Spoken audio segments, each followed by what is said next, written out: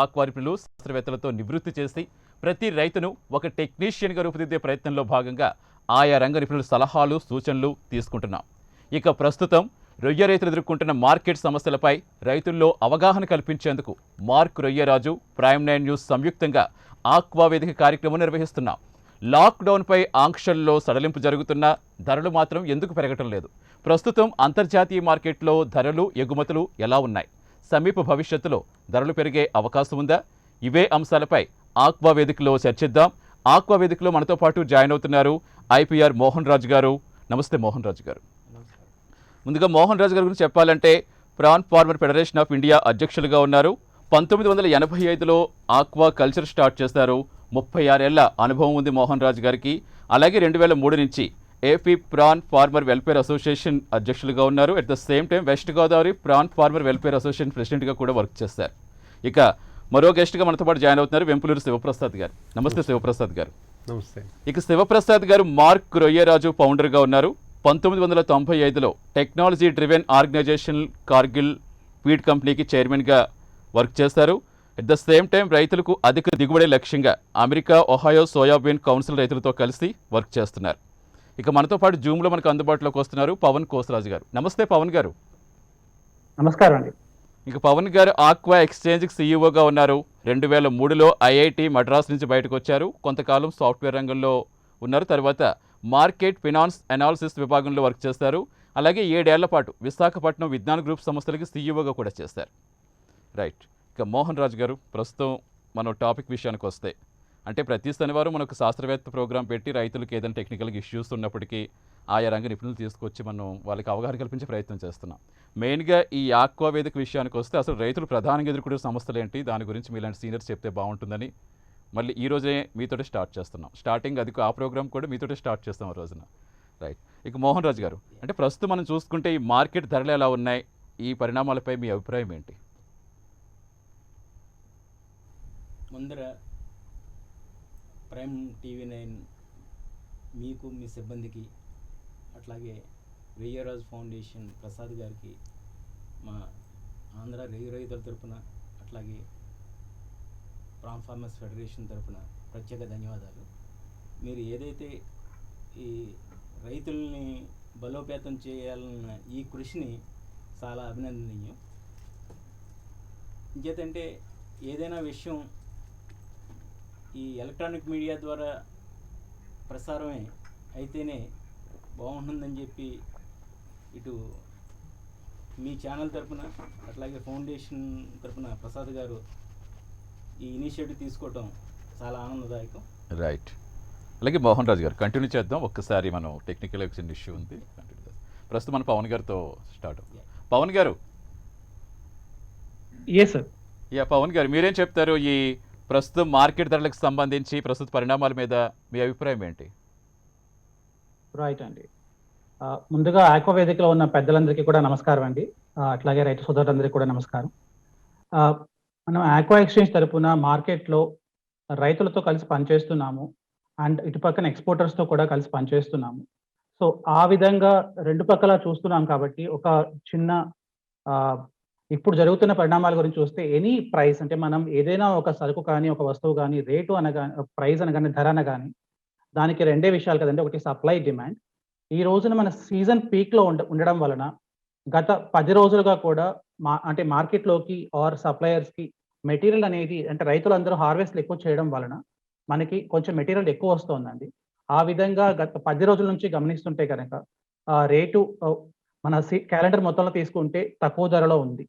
కాకపోతే ఇది ఎలా గమనిస్తామంటే కూడానండి, ఇప్పుడు ఒక సగటున ఒక ఫ్యాక్టరీ కానీ ఒక ఎక్స్పోర్టర్ కానీ తీసుకుంటే మనకి రోజుకి 70 నుంచి 100 టన్నులు కొనేటువంటి ఫ్యాక్టరీలు తీసుకుంటే, ఆ ఫ్యాక్టరీలకి పొద్దున్నే 9కి 10కల్లా బుకింగ్స్ అయిపోతున్నాయంటే దాన్ని బట్టి మనకు ఒక అంచనాకు వస్తాం అనమాట. ఎంత మెటీరియల్ వస్తుంది మార్కెట్లోకి, ఏ టైంకి అవుతున్నాయి బుకింగ్స్, ఎలా అవుతున్నాయని గమనిస్తామండి. అలా చూసుకుంటే గత 10 రోజులుగా ధర కొంచెం తక్కువగా ఉన్నది, మెటీరియల్ ఎక్కువ రావడం వల్ల. కాకపోతే ఈ రోజు మార్కెట్లో నిజంగా ఈ రోజు గురించి మాట్లాడాలి అంటే ఈ రోజు నుంచి మండే కల్లా, సోమవారం కల్లా ఒక 5 రూపీస్ పెరిగే ఛాన్స్ కూడా ఉందండి. ఇది ప్యూర్గా సప్లై డిమాండ్ అనే దాన్ని బట్టి నడుస్తుంది ఒక పక్కన. రెండవది ఏంటంటే సమాచారం ఎంత ఫాస్ట్గా వెళ్తుంది. ఇప్పుడు మన ధరలు పెరిగినా కానీ తగ్గినా కానీ సమాచారం రైతుల్లోకి ఎంత ఫాస్ట్గా వెళ్తుందని మనకి డిపెండ్ అవుతుంది. సో ప్రస్తుతం అయితే గత 10 రోజులుగా తక్కువ ధర ఉంది, కానీ సోమవారం కల్లా పెరిగే సూచనలు ఉన్నట్టు కనిపిస్తున్నాయి. Thank you. ఈ పరిణామాలకు గల కారణాల్లో వెనుక ఏంటి ఉద్దేశం అంటే ఏం చెప్తారు? అంటే ఈ కరోనా పాండమిక్ సీజన్ అనుకోవాలి, ఎలా ఏమనుకోవచ్చు ఈ కారణాలకు సంబంధించి? రైట్ అండి. బేసిక్గా ఇప్పుడు ఉన్నదానికి కారణాలు ఏంటి అని వెతుక్కోవాలి అంటే I would say 2 to 3 things are mainly.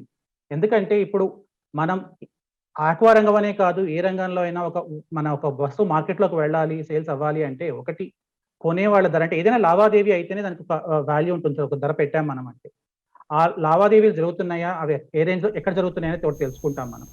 రెండవది వాటికి సంబంధించిన సమాచారం కన్సర్న్ పార్టీస్, అంటే దాంట్లో ఉన్న అందరికీ, రైతులు కానీ మనకి ఫ్యాక్టరీలు కానీ ఆ సమాచారం అంతా అందరికీ వెళ్ళాలన్నది ముఖ్య ఉద్దేశం అండి. అది వెళ్ళినప్పుడే కరెక్ట్ ప్రైస్కి ట్రాన్సాక్షన్ జరుగుతాయి. ఇప్పుడు మనం గమనిస్తే కనుక, ఇప్పుడున్న పద్ధతుల ప్రకారం గమనిస్తే కనుక మనకి ఒక రోజున రేటు తగ్గింది అంటే మనకి 2-3 గంటల్లో మార్కెట్లోకి మొత్తం వెళ్ళిపోతుంది. ఇప్పుడు ఈ రోజున ఒక 5 రూపాయలు తగ్గింది అంటే సమాచారం క్విక్గా వెళ్ళిపోతుంది. ఆ వెళ్ళేది కూడా ఎలాగా అంటే మనకి ముఖ్యమైన సాధనాలు ఏంటి అంటే వాట్సాప్ ద్వారా కానీ మన మెసేజ్ల ద్వారా కానీ ఇట్లా రైతు సోదరులందరికీ కూడా అది వెళ్తోంది మొత్తం అంతా కూడా. కాకపోతే దీంట్లో మనకు కొంచెం మార్పులు తీసుకురావచ్చేమో, అది ఆలోచిద్దామండి. అదొకటి. తర్వాత అదే కనుక ఒక రేటు పెరిగింది అనుకోండి, ఇప్పుడు నేను చెప్తున్నాను మనకి సోమవారం పెరగచ్చండి అని చెప్పి, ఆ సమాచారం వెళ్ళి అది ఇన్ఎఫెక్ట్ అంటే ట్రాన్సాక్షన్స్లోకి రావడానికి అట్లీస్ట్ 2 to 3 డేస్ టైం పడుతుంది. సో ఈ గ్యాప్స్ ఏవైతే ఉన్నాయో వీటిని మనం గమనించుకోవాలి ఒకసారి, అది మెయిన్ థింగ్. బట్ ఒకటి మెయిన్ అంటే మనం మాట్లాడినప్పుడు ఫ్యాక్టరీస్తో రెగ్యులర్ టచ్లో ఉంటాం కాబట్టి ఎక్కడైనా గమనిస్తే ప్రతి ఫ్యాక్టరీ కూడా రైతు మంచి కోసమే పనిచేస్తారనేది మాత్రం వాస్తవం అని చెప్పాలి. ఎందుకంటే రైతు లేని రోజున మనకి మిగతా పైన ఏమి ఉండవు. ఇంకా గత నెలలో 2 నెలల ముందు కూడా ఒరిస్సాలో కూడా వర్క్ చూస్తున్నాం అక్కడ ఫ్యాక్టరీలు. అక్కడ చాలా ఫ్యాక్టరీలు ఎప్పుడైతే రైతులు ఆక్వా రంగంలో రైతులు మన కల్చర్ తగ్గించేశారో అప్పుడు అక్కడ ఫ్యాక్టరీలు మూతపడిపోయిన పరిస్థితి కూడా వచ్చింది సార్, అక్కడ మెటీరియల్ లేకపోవడం వల్ల. సో రైతు లేకపోతే ఫ్యాక్టరీలు మనకి మనుగడ కష్టం అనేది అందరికీ తెలిసిన విషయమే. సో ఫ్యాక్టరీలు తరపున గమనించినట్లయితే ఎప్పుడు రైతుకు మంచి జరగాలని కోరుకున్నట్టే కనిపిస్తుంది మనకి. కాకపోతే ఆ సమాచారం ఇప్పుడు ఈ రోజున ఫ్యాక్టరీలు రైతులు ఒక డైరెక్ట్ కనెక్ట్ అయ్యే సాధనాలు ఏమీ లేవు మనకి. అందువల్ల ఇక్కడ జరిగే పరిణామాలు, ఒక ఫ్యాక్టరీ ఒక మార్పు తీసుకుందంటే, ఒక డెసిషన్ తీసుకుంది అంటే, ధరలో మార్పులు చేసిందంటే అది ఎంత తొందరగా రైతుకు చేరుతోంది అన్నది ఒకటి మనం గమనించుకోవాలి. అక్కడ కొంచెం మనకి గ్యాప్ ఉన్నట్టుగా ఇప్పుడు జరుగుతున్న ట్రాన్సాక్షన్స్ కానీ చూసిన దాన్ని బట్టి కానీ అర్థమవుతుందండి. అదొకటి మెయిన్ సాధనం అండి. రైట్ పవన్ గారు. రెండోది మీ దగ్గరికి మళ్ళీ వస్తాను నేను. మోహన్ రాజు గారు, సో ఇప్పుడు మీరు చెప్పండి. ప్రజెంట్గా ఈ విషయం నేను కొద్దిగా పవన్ గారితో కాన్ఫ్లిక్ట్ అవుతున్నానండి. ఇంకేదంటే ఇప్పుడు పవన్ గారు చెప్పినట్టు ఒకేసారి ల్యాండింగ్ జరగటం అన్నది కూడా కరెక్ట్ కాదు. ఎంచేదంటే మనకి రోజుకి అప్రాక్సిమేట్గా అంటే మనం 6 లక్షల టన్నులు 300 డేస్లో మనం హ్యాండిల్ చేయవలసి వస్తుంది ఆంధ్రప్రదేశ్లో. అంటే ఆ రకంగా చూసుకుంటే రోజుకు 2000 టన్నులు ల్యాండింగ్ అన్నది ఆన్ అండ్ యావరేజ్ తీసుకోవాల్సి వస్తుంది. అంటే సపోజ్ ప్రీ పాండమిక్ అంటే మనం 2020లో చూసుకుంటే జస్ట్ వాళ్ళకి లేబర్ రాలేదని, లేకపోతే హ్యూమన్ రిసోర్సెస్ రావట్లేదని అప్పుడు సడన్గా రేట్లు తగ్గించడం జరిగింది. ఇప్పుడు ఇంటర్నేషనల్ మార్కెట్ చూస్తే ఇవాళ లాస్ట్ 15 డేస్లో యూఎస్లో $1 పెరిగింది. యూరోప్లో కూడా ఆల్ రెస్టారెంట్స్ ఓపెన్ అయినాయి, అక్కడ కూడా $1 to $1.25 పెరిగింది. నెక్స్ట్ వీక్ నుంచి ఇంకొక $0.50 to $1 ఆ 2 కంట్రీస్లోనే పెరుగుతుంది అంటున్నారు. ఇంకేదంటే మంది బై వాల్యూమ్ 40 to 45% యూరోప్ వెళ్తుంది, యూఎస్ఏ వెళ్తుంది, 15% యూరోప్ వెళ్తుంది. కాబట్టి అంటే ఆల్మోస్ట్ మోర్ దెన్ 55% మనకి ఆ 2 కంట్రీస్ వెళ్ళేటప్పుడు ఆ 2 కంట్రీస్లో లాస్ట్ 2 వీక్స్లోనే $1 to $1.5 పెరిగినప్పుడు, ప్రిడిక్టింగ్ అనదర్ $0.50 to $1 పెరుగుతుంది అనుకున్నప్పుడు, ఇప్పుడు ఇంకేదంటే మనం ఇక్కడ మనతో పాటు ఇతర దేశాలు ఏ దేశాలు అయితే మనకి పోటీదారుల కింద ఉంటారో అవి ఎక్వడోర్ ఒకటి, ఇండోనేషియా ఒకటి, వియత్నాం ఒకటి. ఇంకేదంటే number 1 India, number 2 Ecuador, number 3 Vietnam, number 4 Indonesia. అక్కడ సపోజ్ ఒక 60 కౌంట్ తీసుకుంటే మన ఆంధ్రప్రదేశ్లో వచ్చి రైతు కంటే ₹100 అక్కడ రైతుకి ఎక్కువ వస్తుంది. అంటే దీన్ని బట్టి ఇప్పుడు అంటే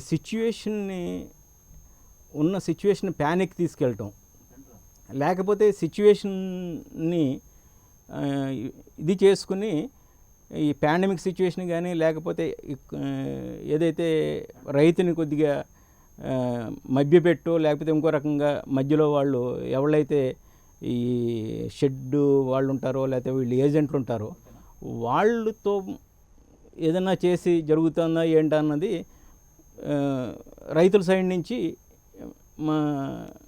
చాలా ఇబ్బందికరంగా ఉంది. ఇదే విషయాన్ని మేము అటు కేంద్ర ప్రభుత్వానికి, రాష్ట్ర ప్రభుత్వానికి కూడా తెలపడం జరిగింది. వాళ్ళు అట్లాగే రాష్ట్ర ప్రభుత్వం కూడా ఇనిషియేటివ్ తీసుకుని వీళ్ళు ఎప్పుడైతే 180 రూపాయలకు తీసుకొచ్చారో అది 200 రూపాయలు కంపల్సరీగా మీరు కొనాలి అని చెప్పి పెట్టారు. ఇన్స్పైట్ ఆఫ్ దట్ వాళ్ళు 180 రూపాయలకే కొంటున్నారు.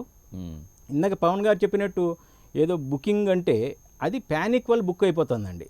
అది కూడా రైతుల దగ్గర బుక్ చేసుకోరు. ఒరిజినల్గా ఇంతకుముందు ప్రతి ఎక్స్పోర్టర్కి 80% మీకు ఎక్స్పోర్టర్తో టైఅప్ అయ్యి ఉండేవాడు.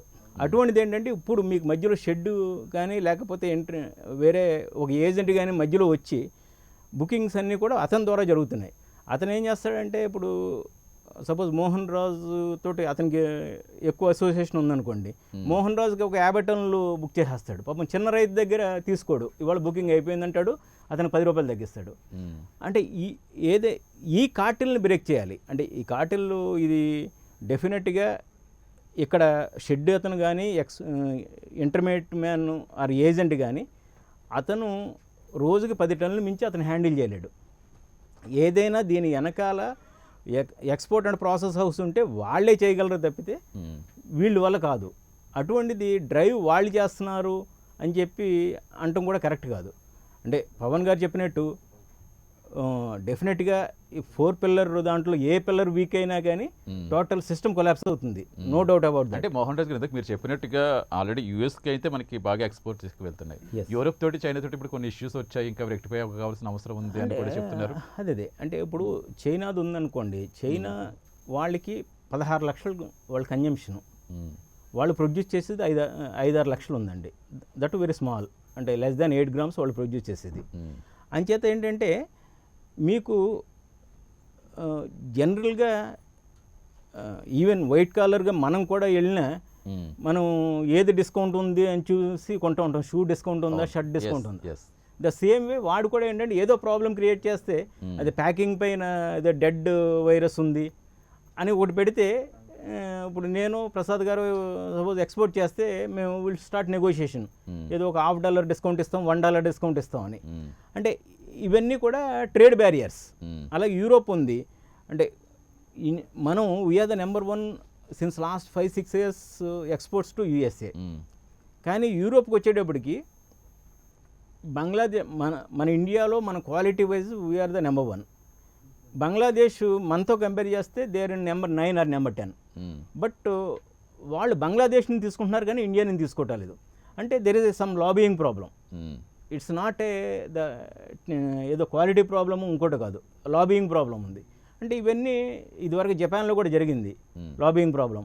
ఏంటంటే మనకి వాళ్ళకి ఏదో ఆటోమొబైల్ ఏదో ప్రాబ్లం వచ్చింది ఇండియన్ గవర్నమెంట్కి, జపాన్ గవర్నమెంట్కి, దెన్ ఆ ఫోకస్ వచ్చి రైల్ మీద పడింది. అట్లాగా యూరోప్కి మన ఇండియన్ గవర్నమెంట్కి మరి వేరే లాబీలో ఏదైనా ప్రాబ్లం ఉందంటే తెలియదు, దానివల్ల మనం సఫర్ అవుతున్నాం. ఇదివరకు మనం 30% యూరోప్ ఎక్స్పోర్ట్ చేసేవాళ్ళం, it has come down to 15%. అంటే బై వాల్యూమ్ అప్పుడు కంటే ఎక్కువే చేస్తున్నాం. బట్ ఓవరాల్గా చూసుకుంటే అప్పటికి ఇప్పటికి మన వాల్యూమ్ పెరిగింది కాబట్టి మనకి 15% చేస్తున్నాం అన్నమాట. రైట్. ఇక చైనాకి వస్తే, చైనాకి ఎక్వడోర్ వాళ్ళు ప్రొడ్యూస్ చేసే దాంట్లో 90% చైనాకి వెళ్తుంది.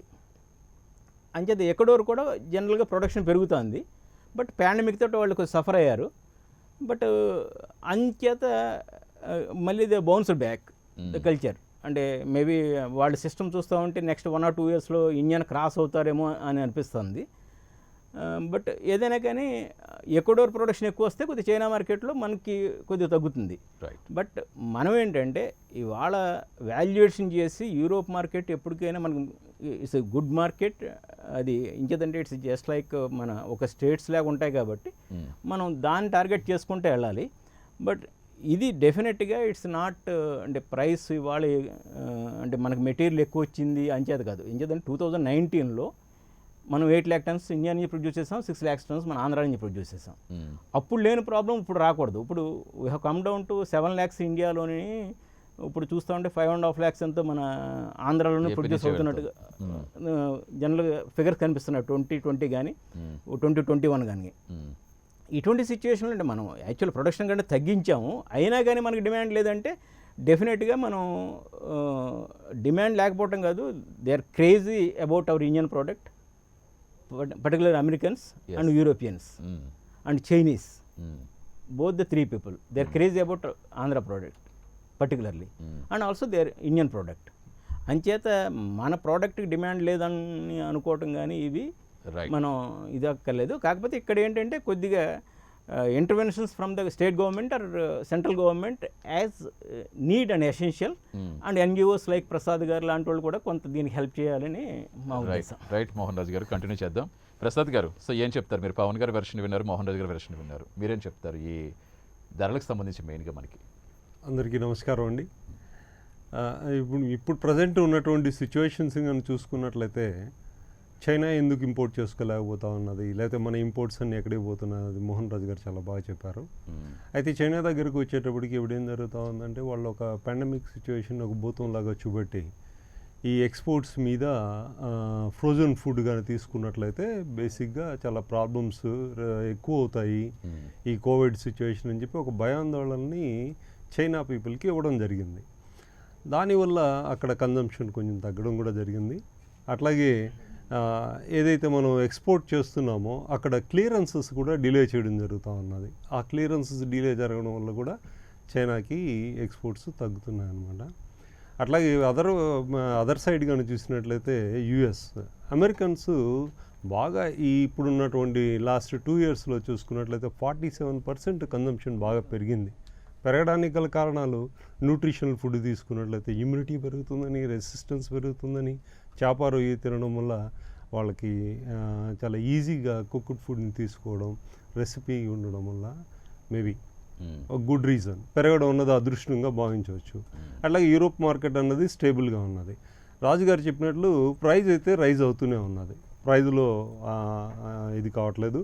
అలాగే ఎక్స్పోర్ట్స్ కూడా 47% పెరిగింది అంటే కనుక మనం చేస్తున్న ఎక్స్పోర్ట్స్ అయితే మాత్రం బై వాల్యూమ్ చూసినట్లయితే తగ్గుతూ ఉంది. 2 years బ్యాక్ చూస్తే మన ప్రైజ్ ఏదైతే ప్రైజ్ ఉందో కాస్ట్ ఆఫ్ ప్రొడక్షన్ అన్నది ఈరోజు కాస్ట్ ఆఫ్ ప్రొడక్షన్ దాదాపు 50% పెరగడం జరిగింది. ఏ విధంగా పెరిగింది? ఒకప్పుడు 150 రూపాయలే జరిగేది కాస్ట్ ఆఫ్ ప్రొడక్షన్ అనేది, ఈరోజు వచ్చేటికి 220, 230 రూపాయలకు వెళ్ళిపోతూ ఉన్నది. 100 కౌంట్ గురించి చెప్తా ఉన్నాం. ఎందుకు పెరుగుతూ ఉన్నది అంటే కనుక ఫీడ్ రేట్లు పెరిగినాయి, అలాగే లేబర్ కాస్ట్ పెరిగింది, అదర్ కాస్ట్లన్నీ కూడా ఇంక్రీజ్ అవ్వడం జరిగింది, ఫ్యూయల్ రేట్లు పెరగడం. ఈ కారణాల చేత రేట్లు పెరుగుతూ ఉన్నాయి. ఇటు పక్కనేమో ఎక్స్పోర్టర్స్ మంచి ప్రైజుకి రెడీగా ఉన్నారు. ఒక స్ట్రాటజీ లేకపోవడం వల్ల, ఆ స్ట్రాటజీ మార్కెటింగ్ స్ట్రాటజీ, ఈ మార్కెటింగ్ స్ట్రాటజీ లేకపోవడం వల్ల ప్రమోషనల్ యాక్టివిటీ తక్కువగా ఉన్నందువల్ల మనం మాత్రం లెస్సర్ ప్రైజ్కే ముందుకు పోవాల్సి వస్తూ ఉన్నది. అట్లాగే ఎక్కడైతే ఈ మెటీరియల్ ఎక్కువగా వస్తుందో మే జూన్ మంత్లో కానీ చూసుకున్నట్లయితే ఇది రైతులకు కూడా అవగాహన పూర్తిగా ఇవ్వగలిగితే ఆ పర్టికులర్ మంత్స్లో ఏదో ఒక క్రాప్ హాలిడే తీసుకొని భూమిని శుద్ధి చేసుకోవడం, బాగా డ్రై చేసుకోవడం, అట్లాగే మంచి కౌంట్ని కానీ ఏం చేసినట్లయితే ఇప్పుడైతే ఏం చూస్తూ ఉన్నాం, కౌంట్ అనేటప్పటికీ 100 కౌంటో లేకపోతే 80 కౌంటో మీద ఏదో బ్రేక్ ఈవెన్ అయిపోతుంది అన్నట్లు చూస్తున్నాం. బ్రేక్ ఈవెన్ మన ఏం కాదు కదా. యాక్చువల్గా మార్కెట్కి ఏ కౌంట్ అయితే ఎక్కువ ప్రైస్ వస్తుందో ఆ కౌంట్ని ఇటు మీడియా ద్వారా రైతులకు కనుక చేరగలిగితే ఆ కౌంట్ని ఏం చేసినప్పుడు అలాగే రిస్క్ కూడా తగ్గిపోతుంది, స్టాకింగ్ డెన్సిటీ తగ్గుతుంది, క్రాప్ హాలిడే ఇచ్చినందువల్ల సక్సెస్ఫుల్ రేట్ అన్నది పెరుగుతుంది. ఇన్నిటిని మనం చేసుకోగలిగినటివి కొన్ని, అట్లాగే మనం చేసుకోలేనటివి కొన్ని. చేయగలిగిన వాటిల్లో మనం పూర్తి చేసుకున్నట్లయితే రైతు వారికి సమాచారాన్ని అందించగలిగినట్లయితే మంచి కౌంట్తో, మంచి ప్రైస్తో, రిస్క్ తక్కువతో మనం ముందుకు పోవడం జరుగుతుంది అన్నమాట. అలాగే ప్రసాద్ గారు, అంటే ఇప్పుడు ప్రభుత్వం కూడా కొన్ని ధరలు నిర్ణయిస్తుందని చెప్తుంది. 100 కౌంట్కి సంబంధించి 180 అని చెప్తుంది. అంటే అది నిజంగా రైతుకి సేల్ చేస్తుందా? ఖచ్చితంగా కాదు. ఈ 180 అన్నది ఇప్పుడు రైతుకి లాస్లోకి తీసుకుపోయేటటువంటి ప్రైజ్ అవుతుంది. సడన్గా ప్రభుత్వం కూడా నేను 250 పెట్టాలనుకుంటే గవర్నమెంట్ కూడా 250 పెట్టినంత మాత్రాన బయర్స్ 250 కొనాలని కూడాను ముందుకు రాకపోవచ్చు. ఇక్కడ కావాల్సిందల్లా ఏంటంటే కాస్ట్ ఆఫ్ ప్రొడక్షన్ని తగ్గించుకునే దానికోసం ఫీడ్ రేట్లు పెరిగినాయి. ఫీడ్ రేట్లని ఏ విధంగా తగ్గించగలుగుతాం? ఆల్టర్నేటివ్ ఇంగ్రీడియంట్స్ని యూజ్ చేయడం ద్వారా ఫీడ్ రేట్లు తగ్గించవచ్చు. గవర్నమెంట్ సబ్సిడీ ఇవ్వడం ద్వారా ఫీడ్ రేట్లు ఫార్మర్కి కాస్ట్ ఆఫ్ ప్రొడక్షన్ తగ్గచ్చు. అలాగే దీంతో పాటుగా ఫార్మర్ ఆలోచించాల్సింది అలా కూడా ఏంటంటే ఈరోజు నేను ఏ కౌంట్లో తీసుకోవాలా, ఏ ప్రైస్లో అమ్మాలా అన్నది కూడా డిసైడ్ చేసుకున్నట్లయితే, ఎందుకని పర్టికులర్గా అందరూ క్రాప్ సమ్మర్లోనే వేసుకోవాలా? మంచి సమ్మర్లోనే క్రాప్ బాగా వస్తుంది, సమ్మర్లోనే ప్రైస్ తక్కువ కూడా ఉంటుంది. తెలుసు మనకు, గత 10 సంవత్సరాల నుంచి చూస్తున్నాం. కానీ ఆ పీరియడ్లోనే మనం ముందుకు వస్తూ ఉంటాం. రీజన్స్ మేబీ క్రాప్ ఆ పర్టికులర్ పీరియడ్లో మంచి సక్సెస్ రేట్ బాగుంటుందని అనుకోవచ్చు, కానీ అది కరెక్ట్ కూడా కాదు. తీసుకునే జాగ్రత్తలు తీసుకుంటే వింటర్ క్రాప్, రైనీ క్రాప్ కూడాను చాలా సక్సెస్ఫుల్గా ముందుకు తీసుకెళ్ళచ్చు. రీసెంట్గా చూసుకున్నట్లయితే మన భీమవరంకి దగ్గరలో అమలాపురంకి 15 కిలోమీటర్ల దూరంలో ఒక చెయ్యరు అని ఒక చిన్న గ్రామం ఉంది. ఆ చెయ్యరులో రైతులంతా కూడాను సమిష్టిగా ఒక నియమ నిబంధనలు పెట్టుకొని క్రాప్ హాలిడే పర్టికులర్గా ఏప్రిల్ మే క్రాప్ హాలిడే ఇవ్వాలని డిసైడ్ చేసుకున్నారు. వాళ్ళల్లో ఎవరైనా నియమ నిబంధనల్ని కనుక పాటించకపోతే ఆ పంటని డ్రైన్ కూడా చేసేస్తూ ఉన్నారన్నమాట. అంత స్ట్రిక్ట్గా ఉన్నందువల్ల వాళ్ళకి సక్సెస్ రేట్ అన్నది దాదాపు 80 to 90% ఉంటుంది. వాళ్ళు తీస్తున్న మెటీరియల్ కూడాను మంచి క్వాలిటీ మెటీరియల్ వస్తుంది, మంచి సైజ్ వస్తుంది, ప్రాఫిటబిలిటీ వెరీ హైగా ఉంటా ఉంది. అసలు కాంపిటీషన్ జోన్లో లేనందువల్ల ఇవన్నీ జరుగుతూ ఉన్నాయి. అట్లాంటి దాన్ని కానీ మనం చూడగలిగితే, రైతులకు అవగాహన ఇవ్వగలిగితే మంచిది అవుతుంది. రైట్. అలాగే మోహన్ రాజు గారు, ఇప్పుడు మనకి ఐటీకి ఎంత వస్తుందో విదేశీ currency, at the same aqua కూడా అదే స్థాయిలో వస్తుందని చెప్తున్నారు. దట్టు ఏపీ నుంచి బాగా భారీగా ఉంది. So at the same time మరి ఏపీలో ఎలాంటివి చేపట్టాలి? ఇంత ప్రోత్సాహకరంగా ఉంటున్నప్పుడు, ఆర్థికంగా ఒక ఆర్థిక వనరుగా మారినప్పుడు ప్రభుత్వాలకు కూడా, ప్రభుత్వాల సైడ్ నుంచి అసలు మీరు ఏం కోరుకుంటున్నారు? And let us start with quality inputs. Okay. అంటే ఇప్పుడు ఏదైతే మనం తల్లి రేయులు ఉంటాయో ఆ తల్లి రేయులుని మనం యాక్చువల్గా బ్రూడ్ స్టాక్ మల్టిప్లికేషన్ సెంటర్స్ అంటాం. కొన్ని బ్రూడ్ స్టాక్ మల్టిప్లికేషన్ సెంటర్స్ నుంచి మనకి యుఎస్ఏ ఐలాండ్స్ నుంచి, హవాయి నుంచి కానీ, ఫ్లోరిడా నుంచి కానీ వస్తాయి. అట్లాగే మన ఇండియాలో కూడా ఇప్పుడు మన ఆంధ్రప్రదేశ్లో వైజాగ్లో ఒక ఎంపెడా వాళ్ళది, కామర్స్ వాళ్ళది ఒక బ్రూడ్ స్టాక్ మల్టిప్లికేషన్ సెంటర్ ఉంది. అట్లాగే ప్రైవేట్ సెక్టర్లో ఒకటి వచ్చింది, ఇంకొకటి వస్తుంది, ఇంకోటి రాబోతుంది, పైప్ లైన్లో ఉన్నాయి. వీళ్ళకి ఈ ఏదైతే బ్రూడ్ స్టాక్ ఉందో ఆ బ్రూడ్ స్టాక్కి హెల్త్ సర్టిఫికేషన్ చేసే అథారిటీయే లేదు. అంటే అంటే ఇప్పుడు ఏదైతే బ్రూడ్ స్టాక్ ఉందో, ఏదన్నా ఎక్వాకల్చర్కి సంబంధించిన ఏ ప్రోడక్ట్ వచ్చినా కానీ certification done by veterinary doctors. Okay. అంటే సచ్ ఏ హారిబుల్ సిచ్యువేషన్లో ఉన్నామన్నమాట మనం. అదొకటే కాదు, అట్లాగే సపోజ్ ఇందాక ప్రసాద్ గారు చెప్పినప్పుడు ఏదైతే ప్యాథజన్స్ ఉన్నాయో, వైరసెస్ కానీ ప్యాథజన్స్ కానీ, ఇవన్నీ కూడా exotic pathogens, not our Indian born. All this pathogens are viruses. ఇంకేదంటే జస్ట్ లైక్ కోవిడ్ మనకి పాండమిక్ ఎలాగో ఇది కూడా అంతే. Along with the brood stock, along with the nauplii, its enter to India and its hampered the total production. అంచేది ఏంటంటే ఇప్పుడు ఒకటి బ్రూడ్ స్టాక్ మల్టిప్లికేషన్ సెంటర్ కానీ, brood stock either its exotic brood stock or Indian brood stock సెంటర్స్లోంచి వచ్చేది health certificate accompany అవ్వాలి. Second, farmer దగ్గరికి వచ్చేటప్పటికి ఏదైతే సీడ్ ప్రొడ్యూస్ చేస్తున్నారో it is just like you have to take it is K D M gold. అంటే first of all you have to come out from that. అంటే SPF వనమై చేస్తున్నాము, లేకపోతే ఎస్పీఎఫ్ మొనడం చేస్తున్నాం అంటే అది కేడిఎం గోల్డ్లా కొనకూడదు. దానికి కూడా హెల్త్ సర్టిఫికేట్ కావాలి. హెల్త్ సర్టిఫికేట్ కావాలంటే ఎవరు ఇవ్వాలి health certificate? First of all who is seller, he has to give the health certificate. And buyer also has to, మళ్ళీ బయ్యర్ కూడా ఏం చేసుకోవాలంటే మళ్ళీ టెస్ట్ చేసుకోవాలి, మళ్ళీ he has to obtain another certificate from his side. ఇవి ఇప్పుడు ఏమవుతుంది, maybe partially 50% buyers they are taking, they are sending the sample, ఆ శాంపిల్ పంపించి టెస్ట్ చేయించుకుని తెచ్చుకుంటున్నారు. బట్ ఆల్మోస్ట్ ఓన్లీ 90% సీడ్ ఎవరైతే ప్రొడ్యూస్ చేస్తున్నారో వాళ్ళు అసలు సర్టిఫికేషనే ఇవ్వటలేదు, inclusive of MNCs, multinational companies. మనకి యాజ్ పర్ సీడ్ యాక్ట్ మనకి ఇది ఇవ్వాలని చెప్పి మనకి గత 15-20 సంవత్సరాల సీడ్ యాక్ట్ ఉంది. దాన్ని ఫోర్స్లోకి తీసుకురావడానికి ఇటు కేంద్ర ప్రభుత్వం కానీ ఇటు రాష్ట్ర ప్రభుత్వం కానీ ఇది చేయటలేదు. ఇప్పుడు రీసెంట్గా ఎప్సడా నుంచి అదొకటి చేద్దామనే ఉద్దేశంలో ఉన్నారు.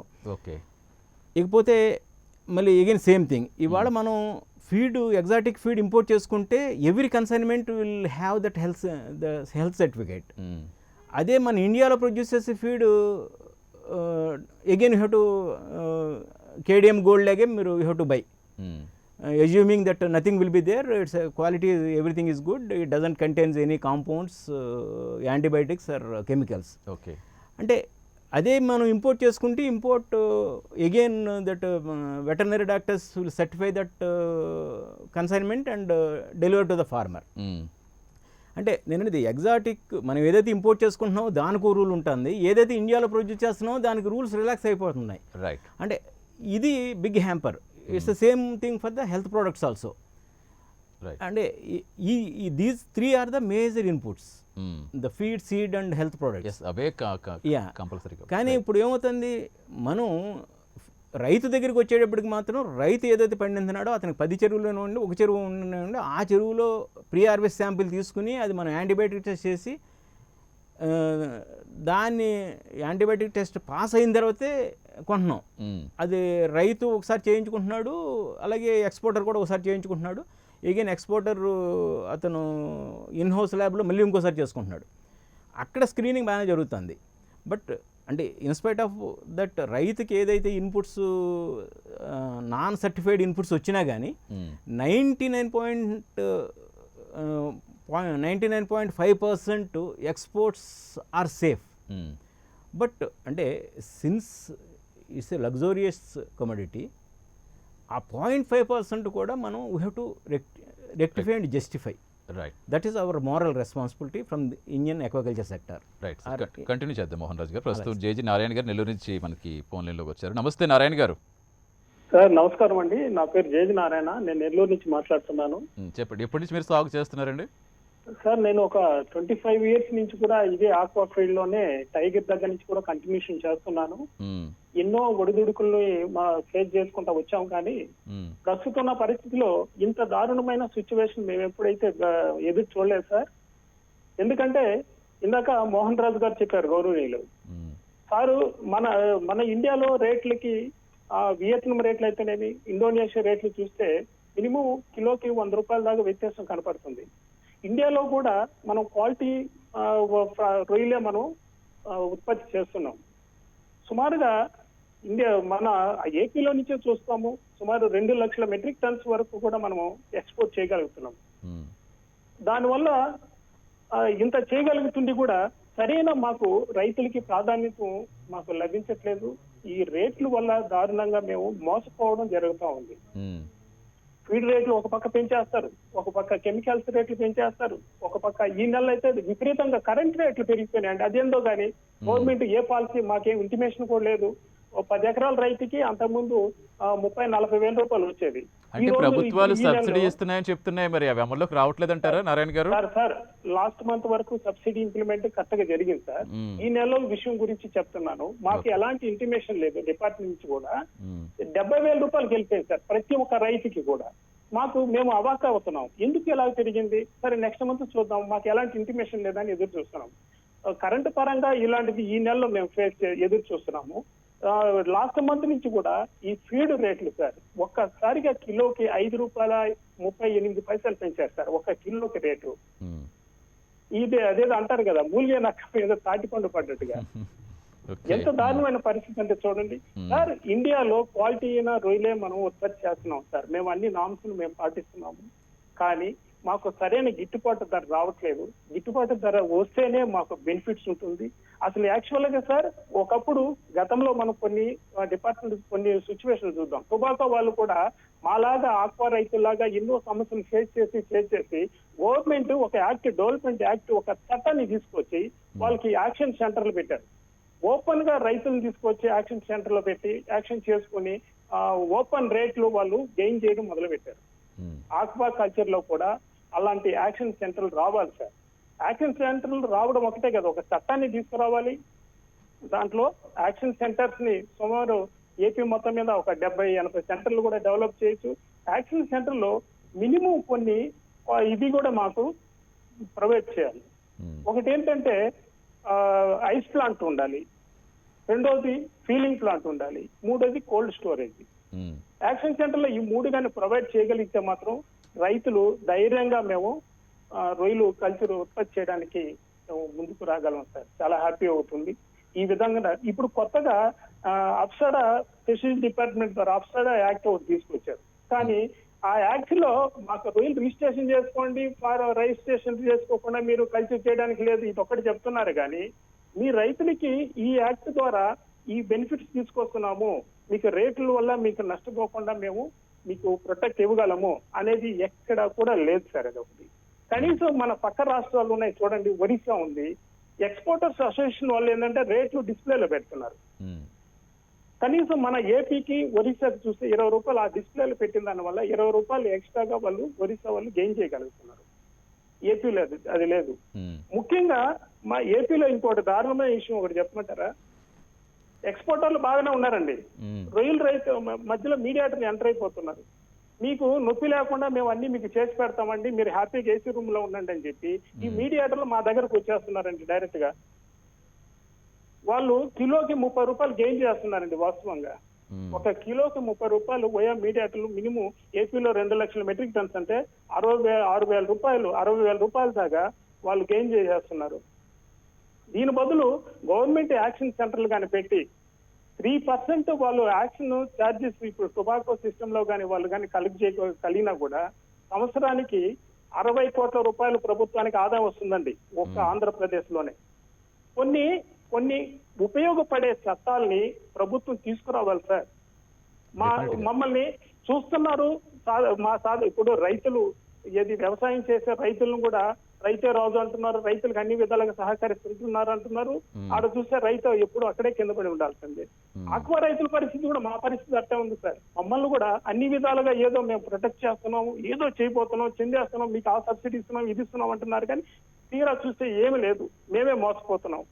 ఎంతకాలం సార్, ఎంతో మంది ఇప్పుడు సార్ వాస్తవంగా చెప్పాలంటే ఏపీకి కానీ ఇండియాకి కానీ ఈ ఆక్వా దాంట్లో రెవెన్యూ జనరేట్ చేసే విధంగా ఉత్పత్తిగా నీతిగా నిజాయితీగా ప్రొడక్ట్ వచ్చేది ఇది ఒక్కటే సార్ ఆక్వా రంగం. దీన్ని కానీ ప్రొటెక్ట్ చేయగలిగితే మన దేశానికి ఎంతో ఉపయోగకరంగా ఉంటుంది. ఈ విధంగా ఈ కొన్ని ఒక 3-4 పాయింట్స్ మాత్రం చెప్పాను సార్. ఇలాంటివి నా దగ్గర చాలా ఉన్నాయి సార్ సబ్జెక్టు. ఖచ్చితంగా నారాయణ గారు, మీ మాటలో తెలుస్తోంది మీరు ఏ ఇబ్బందులు పడుతున్నారో. ప్రతిదీ కూడా డెఫినెట్ గా మీరు చెప్పిన సమస్యలన్నీ కూడా మేము ఆ డిపార్ట్మెంట్ దృష్టికి తీసుకెళ్లే ప్రయత్నం అయితే ఖచ్చితంగా చేస్తాం. నారాయణ గారు చాలా వాల్యుబుల్ ఇన్ఫర్మేషన్ చెప్పారు. మీరు ఎలా చేస్తే బాగుంటుంది. Thank you so much Narayana గారు కాల్ చేసినందుకు. అలాగే ప్రస్తుతం రామరాజు గారు భీమవరం నుంచి మనతో పాటు జాయిన్ అవుతున్నారు. నమస్తే రామరాజు గారు. రామకృష్ణ గారు కృష్ణా డిస్ట్రిక్ట్ నుంచి. ఎస్ రామకృష్ణ గారు నమస్తే అండి. నమస్కారం సార్, నా పేరు రామకృష్ణ అండి. చెప్పండి. నేను కృష్ణా జిల్లా నుంచి మాట్లాడుతాను సార్. సార్ ఒకటండి, అసలు రైతుకి గత 10 సంవత్సరాల కాలం నుంచి గిట్టుబాటు ధర విషయంలో తీవ్రంగా అలసత్వం ప్రదర్శిస్తున్నారండి ఈ ప్రభుత్వాలు. కానీ మధ్యలో మీడియేటర్లో ప్రాసెసింగ్ ప్లాంట్స్ వాళ్ళు, షెడ్లు వాళ్ళు, ఇంకా ఎంతమంది ఉన్నారో అంతమంది రైతుల్ని అలా వెన్నుముక విరిచే ప్రయత్నం చేస్తున్నారు తప్ప రైతులను నిలబెడదామన్నటువంటి ధోరణిలో వాళ్ళ ప్రయత్నాలు ఎక్కడ రైతులకి కనపడట్లేదు సార్. రెండవది, ఈ మధ్య కాలంలో మార్క్ సంస్థ వాళ్ళు నాగార్జున యూనివర్సిటీ టైఅప్ అయ్యి రైతులకి చాలా మంచి ఉపయోగకరమైనటువంటి సూచనలు, సలహాలు అందివ్వడం వల్ల కొంత ఆశాజనకంగా ఎదురు చూస్తున్నారండి. ప్రస్తుత కాలంలో ఈ పాండమిక్ సిచ్యువేషన్ లో మరీ అధ్వానంగా, దారుణంగా రైతులను ఇబ్బంది పెడుతున్నారండి. మీరు ఎప్పటి నుంచి చేస్తున్నారు రామకృష్ణ గారు ఆక్వా సాగు? సార్ నేను గత 6 సంవత్సరాల నుంచి ఆక్వా కల్చర్ మీద ప్యాషన్ తో హైదరాబాద్ లో ఉద్యోగం వదులుకుని కృష్ణా జిల్లాకు వచ్చి ఆక్వా కల్చర్ స్టార్ట్ చేసింది సార్. ఇప్పటికీ మీరు గమనించిన మార్పులు ఏంటండి? మార్పులు రైతుకు మేలు చేకూర్చేటటువంటి అవకాశాలు అయితే చాలా చాలా తక్కువ ఉన్నాయండి. కానీ రైతు దగ్గర అంటే రైతుని బేస్ చేసుకుని వ్యాపారంలో ముందుకెళ్లే వ్యవస్థలు ఎక్కువైపోయినాయండి. నష్టం అనేది 100% రైతే బేర్ చేస్తున్నాడండి. మధ్యలో ఫీడ్ కానీ, మెడిసిన్ కానీ వాళ్ళన్నీ ఫిక్స్డ్ రేట్లు అండి. వాళ్ళకి వచ్చే ఇబ్బంది అనేది మీకు తెలియదే ఉంది సార్. కానీ రైతు అనేవాడు ఆరుగాలం పంట పండించి అమ్ముకునే సమయానికి వచ్చేసరికి వ్యాపారస్తులు కొనుక్కునేవాడు రేటు ఫిక్స్ చేస్తున్నాడండి. అదే విధంగా నేను నా చెరువు కాడ రొయ్య అమ్మితే 150 నుండి 200 రూపాయలు అమ్ముకుని ఒక రోజు తర్వాత మార్కెట్కి వెళ్ళి అదే రొయ్య 1 కేజీ తెచ్చుకోవాలంటే 500 నుంచి 1000 రూపాయలు అంటున్నారు సార్. ఇంకా రైతు ఏ విధంగా బతకగలదండి? రైట్, డెఫినెట్గా అండి. ఇవే మేము కూడా తీసుకెళ్లే ప్రయత్నం అయితే చేస్తాం. మోహన్ రాజు గారు మాట్లాడతారు రామకృష్ణ గారితో. రామకృష్ణ గారు మీరు చెప్పింది కరెక్టు. ఇంకేదంటే ఇప్పుడు మనం అంటే ఈ గత 10 సంవత్సరాల్లో చూసుకుంటే అంటే ఏదో బ్రిటిష్ కాలనైజేషన్ జరిగింది. ఇంకేదంటే హ్యాచరీ నెట్వర్త్ పెరిగింది, అలాగే ఎక్స్పోర్టర్ నెట్వర్త్ పెరిగింది.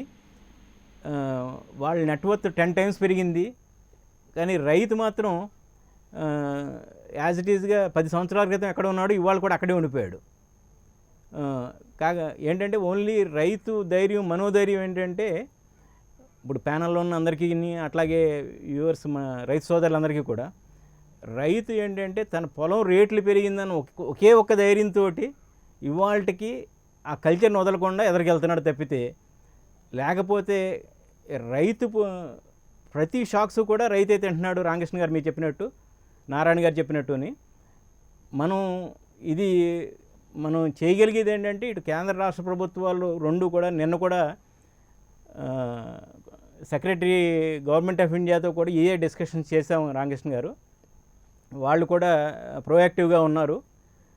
డెఫినెట్గా ఒక 1-2 నెలల్లో మనకు మంచి రోజులు అవుతుందని ఆశిద్దామండి. థ్యాంక్ యూ రామకృష్ణ గారు. రైట్, థ్యాంక్ యూ రామకృష్ణ గారు కాల్ చేసినందుకు. పవన్ గారు, సో మీరేం చెప్తారు? ఇప్పుడు రైతుల సమస్యలు వాళ్ళే ఒక ఆయన నారాయణ గారు 25 సంవత్సరాలుగా చేస్తున్నారు. రామకృష్ణ గారు చెప్పింది కూడా విన్నారు మీరు. సో ఎంతమంది చేస్తున్నారు? ఇప్పుడు ప్రస్తుతం మీరు చాలా ఇబ్బందులు అయితే ఎదుర్కొంటున్నామని చెప్తున్నారండి. సొల్యూషన్ అంటే ఏం చెప్పచ్చండి? ఇమీడియట్ సొల్యూషన్ అంటే సార్, పెద్దలు మోహన్ రాజు గారు చెప్పినట్టుగా కూడా ధరకు వచ్చేసరికి 2 ముఖ్య అంశాలు ఉన్నాయి సార్. ఒకటి, అంతర్జాతీయ మార్కెట్తో లింక్ అవ్వడము. అంతర్జాతీయ మార్కెట్లో ఉన్న ధరలతో పాటు మన ధరలు పెరగడం, తరుగుదల అనేది ఆ లింక్ అవ్వడం ఒక పద్ధతి అండి. 2, ఒక ఫ్యాక్టరీ అన్న వాళ్ళు ఒక రేటు, ఒక ధర సెట్ చేసిన తర్వాత ఈ ధర రైతు దగ్గర దాకా చేరడం అనేది. సో ఈ అంతర్జాతీయ మార్కెట్ అనే దానికి ఇమీడియట్ సొల్యూషన్స్ మనం చెప్పలేకపోయినా మోహన్ రాజు గారు ఆల్రెడీ చెప్పారు. మనం గవర్నమెంట్తో కూడా ప్రయత్నాలు చేస్తున్నామని, ఆ ద్వారా డెఫినెట్గా వర్కౌట్ అవ్వచ్చు. 2వ ముఖ్య అంశం ఏదైతే ఉందో, ఒక ఫ్యాక్టరీ ఈ రోజు ఒక ధర ఇచ్చిందంటే అది ఇప్పుడు ఈ రోజున పరిస్థితి నాకు అర్థమైనంత వరకు సార్, నాకున్న చిన్న ప్రయత్నంలో మల్టిపుల్ లేయర్స్ మధ్యలో ఉండడం వల్ల, ఎక్కువ మంది ఉండడం వల్ల ధర తగ్గుతూ వస్తుంది. అంటే కనీసం ఫ్యాక్టరీ ఈ రోజు ఒక రేటు సెట్ చేస్తే, ఒక ధర సెట్ చేస్తే ఆ ధర రైతు దాకా చేరటం లేదు అన్నది ఒక ముఖ్యాంశం మనకి దీంట్లో. సో దీనికి మాత్రం డెఫినెట్గా ఈ రోజు మనకి టెక్నాలజీ చాలా పెరిగింది సార్. ప్రతి రైతు దగ్గర కూడా ఒక మొబైల్ ఫోన్ ఉంటుంది.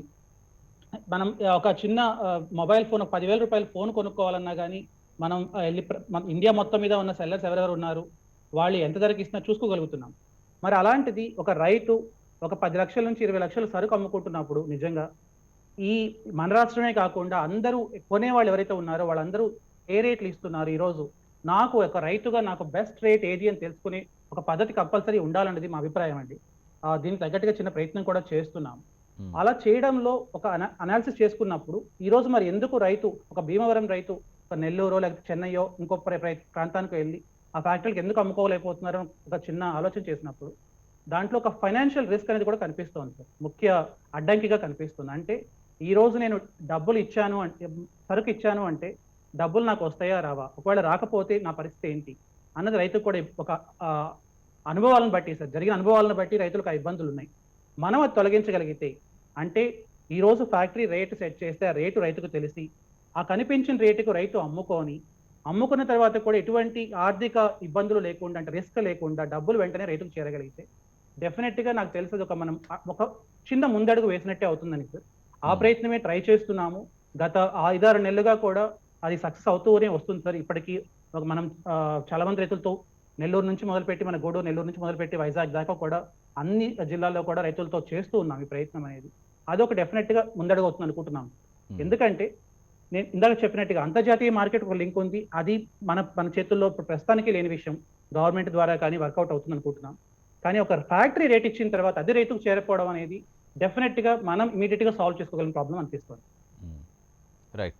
అలాగే ప్రసాద్ గారు, గతంలో కూడా మన షోకి శ్రీనివాస్ శంకర్ ప్రసాద్ గారు వచ్చారు. ఆయన చెప్తూ ఒరిస్సాలో ఈ మార్క్ ద్వారా ప్రాజెక్టు స్టార్ట్ చేస్తామని చెప్పారు. సో అక్కడ స్టార్ట్ అయిన ప్రాజెక్ట్స్ ఇక్కడ ఎందుకు మనకి ఆలస్యం అవుతుంది అనుకోవాలి ఏపీ విషయానికి వచ్చేటప్పటికి? ఎందుకంటే ఇప్పుడు ఎవరిని అడిగినా మినీ స్టోరేజ్ కానీ కోల్డ్ స్టోరేజ్ ఇలాంటివి ఉంటే ఎంతో కొంత ఖచ్చితంగా రైతులకు ఉపయోగపడంగా ఉంటుందని చెప్పుకుంటూ వస్తున్నారు ఎప్పుడు ప్రాబ్లం రైట్ చేస్తున్నప్పటికీ. బట్ అది వెనక్కి వెళ్తూనే ఉంది. ఆ ఆలస్యం గల అసలు రీజన్ ఏంటి? ఈ ప్రోగ్రామ్ బిగిన్ చేసిన మొదటి రోజు మోహన్ రాజు గారు కూడా ఈ ప్రత్యేకించి Yes, దీని దీని గురించి గురించి చెప్పారు, yes. చర్చించడం జరిగింది. అలాగే ఫాలోడ్ బై మన శంకర్ ప్రసాద్ గారు వచ్చారు. ఇప్పుడు గవర్నమెంట్ చేస్తున్నటువంటి స్కీమ్స్ అన్నీ కూడాను రైతులకి అందడం లేదు. చాలా అద్భుతమైనటువంటి స్కీమ్స్ అయితే మాత్రం డిజైన్ చేయడం జరిగింది. వాటిల్లో ఈ క్లస్టర్ ఫార్మేషన్ ద్వారా ఎవరైతే mini cold storage, mini processing plant or mini feed mill or mini hatchery ఇట్లాంటి ప్రపోజల్స్తో వస్తారో వాళ్ళకి 70 to 80% సబ్సిడీ ఇవ్వడం జరుగుతుంది. ఇంతకన్నా ప్రోత్సాహం, అద్భుతమైన ప్రోత్సాహం ఇంకోటి అయితే ఉండదు. కాకపోతే ఇక్కడ వస్తున్నటువంటి సమస్యల్లో ఏంటంటే రైతులకి ఇట్లాంటి స్కీమ్స్ అందుబాటులో ఉన్నాయి. మన విలేజ్ మన గుడి మన బడి అని ఎట్లా అయితే వచ్చిందో మన ఆక్వాకల్చర్ మన విలేజ్ అన్నటువంటి యాక్టివిటీ కనుక ముందుకు రాగలిగితే ఈ మొబైల్ కోల్డ్ స్టోరేజ్ ప్లాంట్ కానివ్వండి, ఎక్కడైతే మనకు మంచి ప్రైజ్ ఉందో ఆ ప్రైజ్ తీసుకోగలిగినట్లు, అట్లాగే ఈరోజు పంటను పండించిన తర్వాత అక్కడే కనుక అమ్మాలా, ఆ రేట్లోనే ఆ డేట్లోనే అమ్మాలంటే రేట్లు డెఫినెట్గా తక్కువగానే ఉంటాయి. ఎందుకంటే ఆ కాంపిటీషన్, ఆ పర్టికులర్ డేలో ఎక్కువ మెటీరియల్ రావడం, ఇట్లాంటి సో మెనీ రీజన్స్. బట్ ఒక్క 1 month 2 months కనుక మనం హోల్డ్ చేయగలిగితే మాత్రం అద్భుతమైనటువంటి ప్రైస్కి రీచ్ అవ్వడం జరుగుతుంది. ఆ ప్రైస్ ఎంత అద్భుతంగా ఉంటుందంటే కనుక మినిమం 25 to 30% మంచి ప్రైస్కి పోవడం జరుగుతుంది. వాల్యూ అడిషన్ ఉంటుంది. దీంతో పాటుగా డీమ్డ్ ఎక్స్పోర్ట్స్, ఒకసారి డీమ్డ్ ఎక్స్పోర్ట్స్ గురించి ఆలోచించండి. ఆ డీమ్డ్ ఎక్స్పోర్ట్స్ గురించి కనుక ఆలోచించగలిగితే గవర్నమెంట్ ఎంపేడా కావచ్చు, ఇన్స్టిట్యూషను ఆర్ గవర్నమెంట్ వైపు నుంచి కావచ్చు, ఈ మార్కెటింగ్ స్ట్రాటజీస్ని కనుక ఇంప్లిమెంట్ చేయగలిగితే యుఎస్ మార్కెట్కి వెళ్ళొచ్చు, యూరోప్ మార్కెట్కి వెళ్ళొచ్చు. రైతు ఆ పర్టికులర్ విలేజ్ నుంచి, నాది భీమవరం అయితే భీమవరం, నిండ్రకొలం అయితే పెద్ద నిండ్రకొలం, లేదంటే చెయ్యరు అయితే చెయ్యరు మార్కెట్ ట్రేసబిలిటీ ఉంటుంది. అన్నిటికీ ట్రేసబిలిటీ ఉన్నప్పుడు ఒక ఎక్స్పోర్ట్ డిమాండ్ని మనం క్రియేట్ చేయగలిగితే రైతు చేతిలోకే ఆ ఎక్స్పోర్ట్స్ అన్నట్టు కనుక వెళ్ళగలిగితే ఇది ఇస్ అండ్ ఆల్ పాసిబుల్. ఎంతోమంది శాస్త్రవేత్తలు దీని గురించి విశ్లేషించుకొని ఒక ప్రపోజల్ని ప్రోగ్రెసివ్ ఫార్మర్స్ లాంటి మోహన్ రాజు లాంటి వారు ఇవ్వడం, ఇట్లాంటివన్నీ జరిగిన తర్వాత ఈ స్కీమ్స్ని తీసుకురావడం జరిగింది. 70 to 80% సబ్సిడీ ఉన్నటువంటి ఈ స్కీమ్స్ని కనుక ఏ విలేజ్లో ఆ విలేజ్లో ఫెడరేషన్స్, గ్రూప్స్ ఏర్పడి కానీ తీసుకోగలిగితే మన ఎక్స్పోర్ట్స్ మన చేతుల్లో ఉంటుంది. మనం మంచి ప్రైస్ అమ్ముకోవచ్చు. మార్కెటింగ్లో ఏ స్ట్రాటజీని అప్లై చేస్తే మంచి కౌంట్ని తీసుకోవాలా, ఏ రేటుకి ఎక్కడ డిమాండ్ ఉన్నది, ఏ డేట్లో మనం అమ్మాలన్నది కూడా ఎవ్రీథింగ్ ఇన్ అవర్ కంట్రోల్. ఇప్పుడు కంట్రోల్స్ అన్నీ మన చేతుల్లో పెట్టుకోవడానికి డెఫినెట్గా గవర్నమెంట్ ముందుకు వస్తుంది. అలాగే మా వైపు నుంచి, మా ఫౌండేషన్ నుంచి, రొయ్యరాజు మార్క్ వెల్ఫేర్ అసోసియేషన్ నుంచి కూడాను బోల్డ్ ఎంత నుండి ఎడ్యుకేషన్ అన్నది ఎవ్రీడే ఫార్మర్కి ఇస్తూ ఉన్నాం. ఖచ్చితంగా నెక్స్ట్ 3 months or 4 months లోపల ఏదో ఒక విలేజ్లో అయితే మాత్రము పెద్దలు మోహన్ రాజు గారు లాంటి వారి సహకారంతో దీన్ని ముందుకు తీసుకుపోవడానికి అయితే మాత్రం ఖచ్చితమైన ప్రయత్నం అయితే చేస్తారు. రైట్. మోహన్ రాజు గారు, సో మీరు ఏం చెప్తారు, ఎందుకు ఆలస్యం జరుగుతుంది అనుకుంటున్నారు? అంటే ప్రధానంగా మనకి ఎప్పటి నుంచో మీరు మొన్న కూడా ఇదే పాయింట్ రైట్ చేస్తారు. ఇక్కడ యాక్చువల్గా 2-3 పాయింట్స్ మనం డిస్కస్ చేయాలండి. ఒకటి, ప్రసాద్ గారు చెప్పినట్టు మినీ ప్రాసెసింగ్ అవి జనరల్గా ఏంటంటే సర్టిఫై అవ్వండి. అంటే ఇంకేదంటే మీకు యూరోపియన్ సర్టిఫై అయితే కానీ మనం ఎక్స్పోర్ట్ చేయలేమండి. అది ఎంపేడా కానీ లేకపోతే ఎక్స్పోర్ట్ ఇన్స్పెక్షన్ ఏజెన్సీ కానీ వాళ్ళు చేయవలసినవి వాళ్ళు చేయరు. అంటే these are the crux of this thing. ఇంకేదంటే ఇప్పుడు ఇదే చెరువు, ఇదే ఏరియేషన్ సిస్టము, ఇది ఎవళ్ళు ఇప్పుడు నేను సీనియర్ ఫార్మర్ గారు, నేను లేకపోతే ఫౌండేషన్గా ప్రసాద్ గారు, మేము ఎవరిని టీచ్ చేయలేదండి. Everybody they knows. అది వాళ్ళంతటా వాళ్ళు పెరిగిన ఇది మినీ ఫీడ్ మిల్లు వరకు ఇస్తారు. బట్ లైసెన్స్ అది ఓన్లీ ఇండస్ట్రియల్ లైసెన్స్ కాబట్టి దాని వరకు అయిపోతుంది. బట్ మినీ ప్రాసెసింగ్ హాల్ కానీ కోల్డ్ స్టోరేజ్ ఇచ్చేటప్పటికి అది మనకి కంపల్సరీగా యూరోపియన్ సర్టిఫికేషన్ కావాలి. Export even China also we require that thing. అంటే ఇటువంటి క్రక్స్ ఉన్నాయండి. లాస్ట్ టైం మనం డిస్కస్ చేసినట్టు it's not a racket technology. Hmm. మనకు ఆల్రెడీ మన వెజల్లో ఉంది, ఇంతకుముందు ఫిషింగ్ వెజల్లో ఉంది. సేమ్ థింగ్ ఎనీ ఫార్మర్ ఒక 2500 ఎస్ఎఫ్టీ అతని ఫామ్ లెవెల్లో either mobile or this thing stationary plant పెట్టుకుని చేసుకుని అది రిజిస్టర్ అవ్వాలన్నమాట అండి. మ్మ్. అది రిజిస్టర్ అవ్వటలేదు. అది అంటే కనుక అందులో ప్రమోట్ అడ్డంకులు చేస్తే ఉన్నాయంటారా? దానికి అడ్డంకులు ఉన్నాయండి. అంటే నేను చెబుతాను ఇది అడ్డంకుల కారణం ఏంటంటే మ్మ్. మీరు గతంలోకి వెళ్తే కాఫీ బోర్డుని చూస్తే మ్మ్. ఇప్పుడు ఈ ఎక్స్పోర్టర్స్ ఎలాగ రైతులను దోసుకుంటున్నారు, కాఫీ బోర్డు కూడా ఆ రోజుల్లో రైతులను దోసుకోవటం అలాగే ట్రైబల్స్ని దోసుకోవడం జరిగేదండి. Even it's the government of India organization. సబ్సిక్వెంట్గా మనకి పివి నరసింహరావు గారు ప్రైమ్ మినిస్టర్ అయినప్పుడు రిలాక్స్ చేశారు. ఏ ఫార్మర్కి ఆ ఫార్మర్ కాఫీ ప్రాసెస్ చేసుకుని ఎక్స్పోర్ట్ చేసుకున్నట్టు రిలాక్సేషన్ ఇచ్చారు. ఇప్పుడు సేమ్ ఇది ఎక్వాకల్చర్లో కూడా ఏ ఫార్మర్ ఆ ఫార్మర్ ప్రాసెస్ చేసుకుని ఎక్స్పోర్ట్ చేసి ఫెసిలిటీ కనుక క్రియేట్ చేస్తే మాత్రం డెఫినెట్గా ప్రసాద్ గారు చెప్పినట్టు ఇట్స్ ఒక అనదర్ వేవ్ స్టార్ట్ అవుతుంది. మ్మ్. క్లస్టర్ ఫార్మ్స్ అలాగే పెద్ద ఫార్మర్స్ ఎవళ్ళు ఫామ్ లెవెల్లో ప్రాసెస్ చేస్తారు. ఈవెన్ హెడ్ ఆన్ ప్రాసెస్ చేయొచ్చు అందులో. మ్మ్. ఈవెన్ హెడ్ కూడా తీయక్కర్లేదు. ఇంకేదంటే కన్జ్యూమర్కి హెడ్లెస్కి హెడ్ ఆన్కి డిఫరెన్స్ ఏముండదు, సేమ్ ప్రైస్ పెట్టుకుంటాడు. అంటే another only 25% just value addition farmer Indian ఫార్మర్కి ఆంధ్ర ఫార్మర్కి ఓన్లీ వాల్యూ ఎడిషన్లోనే హెడ్ ఆన్ ప్రాసెస్ చేసి పంపితే మనకి ఎంత అడ్వాంటేజ్ వస్తుందన్నమాట అండి. మ్మ్. That is the number 1. ఇక నెంబర్ 2 ఏంటంటేనండి ఇందాక మన పవన్ గారు చెప్పినట్టు మ్మ్. ఇప్పుడు పక్కన ఇందాక నారాయణ గారు చెప్పారు ఒరిస్సా ఫార్మర్ కంటే ఆంధ్ర ఫార్మర్కి 20 రూపాయలు తక్కువ. మ్మ్. అట్లాగే మన తమిళనాడు ఫార్మర్ కంటే 30 రూపాయలు తక్కువ అండి. అంటే వేర్ ఇస్ ద అంటే ఇంత డిస్పారిటీ ఏంటి అంటే ఇప్పుడు ఇక్కడ జెయింట్ ఆపరేటర్స్ ఉన్నారని చెప్పి ఎవరిని ఆడిని రానివ్వరు ఈడ్ని రానివ్వరు. మ్మ్. రాకుండా వీళ్ళంతా కార్టెల్ అయ్యి ఇక్కడిదిక్కడ చేస్తూ ఉంటే ఇది మీన్స్ ఆ కార్టెల్ బ్రేక్ అవ్వాలి. బ్రేక్ అవ్వాలంటే రైతుల వల్ల కాదు ఇది. డెఫినెట్గా government has to take initiative. మ్మ్. అంటే government of Andhra Pradesh has to take initiative, otherwise government of ఇది అంటే డెఫినెట్గా మార్కెట్ డైనమిక్స్ ఉంటుందండి, ప్రొడక్షన్ అండ్ సప్లై. ఇక్కడ మనకి సప్లై డిమాండ్ అయితే మనకి ఎక్సలెంట్గా ఉంది. మ్మ్.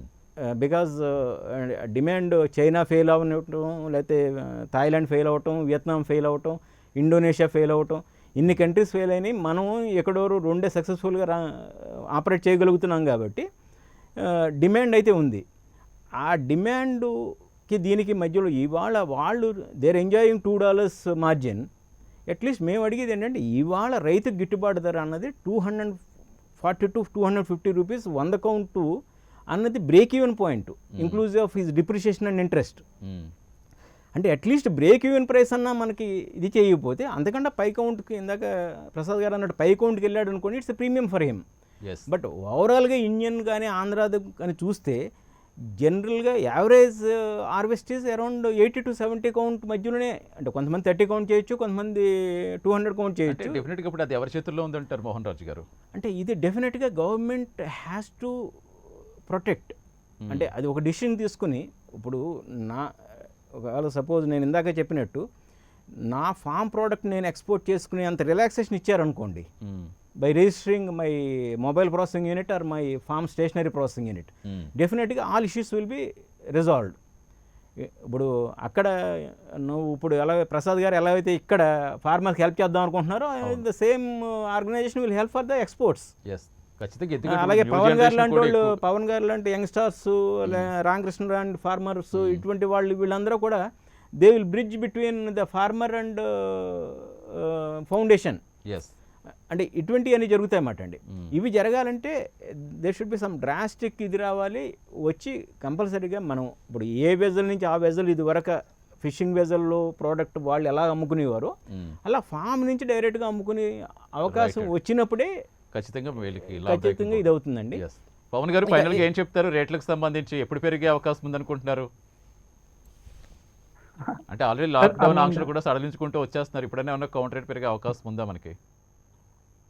మనకు వచ్చిన సమాచారం ప్రకారం అయితే వచ్చే వారం నుంచి పెరిగే ఛాన్సే ఉందన్నారు సార్. మంచి మాట చెప్పడానికి నేను ఆనందంగా ఉంది, నాకు కూడా, రైతులందరికీ కూడాను. మ్మ్.